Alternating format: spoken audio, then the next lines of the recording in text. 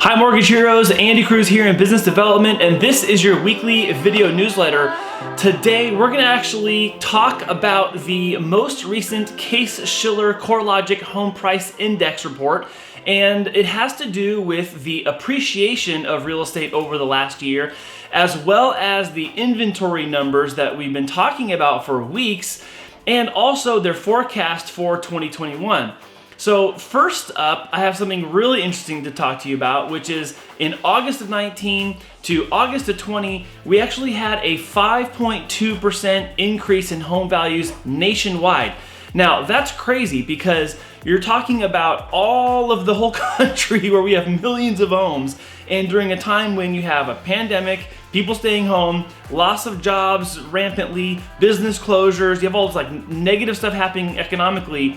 But housing prices appreciated from last year, and they had appreciated from 18 into 19 and now 19 into 20.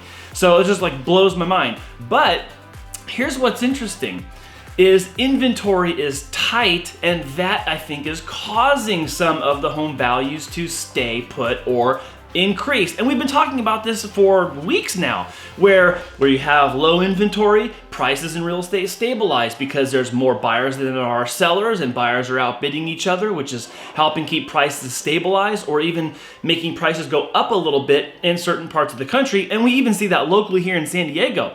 And you know as well as we do that North County is different than South County, and living by the coast is different than living in East County. And so they're just like, you know, the national average doesn't necessarily dictate what happens in San Diego. Even just parts of San Diego doesn't dictate what happens in other parts. So what's interesting though is what we've been talking about is now coming out and being evidenced by the most recent home price index and the inventory report.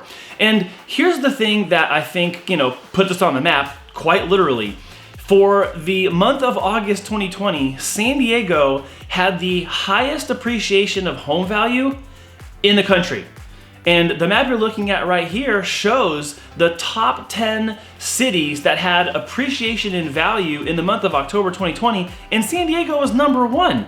That's crazy. Now, will it stay that way? That's the question I bet you want to know the answer to, and it's the one we've kind of been talking about up until this point. The projection for 2021 home value appreciation is basically flat. It does say 0.2% is the projected appreciation rate, but mathematically that is almost flat. So it means that what we've been talking about is that home prices now, due to inventory and low cost of mortgage, are going to continue to be stable or maybe even increase a little bit, but we're going to see some cooling off in 2021. The inventory problem we have now is probably going to continue into the new year as people settle in, hunker down, and kind of stay put. And a lot of people have put off their future move, their downsizing, their lateral move, or even their upsize move. And unless we have new builders come and build all the supply we need to soak up this demand, I think home prices are going to kind of just have to stay put at some point. So yeah, I'm kind of stating the obvious of what the projection for 2021 is, but it's kind of what our sentiment has been all the weeks leading up until this point anyhow. So as we continue to move into the rest of the year, we're going to get more information about what forbearance numbers are and how they continue to decline, and whether people are actually going to get themselves out of the forbearance problem and back onto making their monthly payments. We have seen a steep increase in the number of loan modifications getting done at banks, so that to me it's like a concern on one hand, but on the other it means that loans that are potentially troublesome are getting modified, and that the people who own those homes can make those payments moving forward. That's the hope, of course.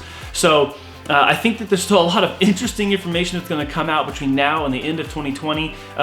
You know, all the information that we're getting is all lagging information. It's all behind us, but it does show us what has happened and give us a glimpse of what is up ahead on the horizon. So if you need to have a conversation about your home value, if you have equity in your home and you need to talk about refinancing, doing a rate and term, or doing some cash out, if you need to talk about what your real estate move in 2021 is, let's start those conversations right now. The pipeline of loans is slammed with volume right now, with people taking advantage of low rates. But if you have a plan for 2021, start the planning now. It's Q4 of 2020, and the planning for 2021 is already beginning. So if we can help you in that process, we'd like you to reach out. You can give us a call. Of course, you can send us a direct message if you're seeing this on social media or on YouTube, or you can email us by following one of the links in the description box or on this social media post or in the newsletter you got. Thank you so much for watching this week's video newsletter, and we'll see you again next week.